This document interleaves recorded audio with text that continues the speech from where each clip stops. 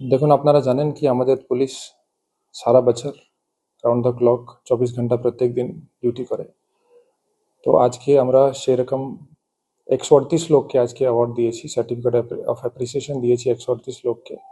Officer থেকে constable, lady constable, civic, village police, home guard, সবাই male female সবাই, এরকম টোটাল 138 জনকে আমরা আজকে পুরস্কৃত করেছি।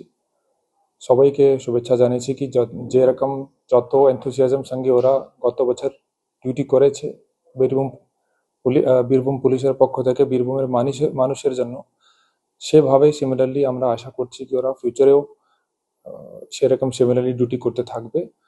সেটাকে প্রোৎসাহন দেওয়ার জন্য আমরা আজকে প্রোগ্রাম করেছিলাম, অ্যান্ড এটা অ্যাকনলেজ করার জন্য কি ওরা গত 1 বছর খুব ভালো কাজ করেছে।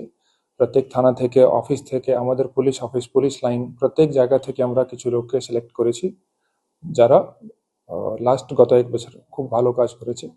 তো সেরকম লোককে চুজ করে আমরা সবাইকে অ্যাওয়ার্ড করেছি। নাম্বার সেটা দেখে দেখে বলতে হবে আপনাকে।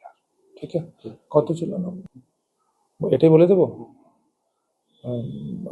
প্রায় 20-25 জন মহিলা ছিলেন, বাকি সব পুরুষ ছিলেন।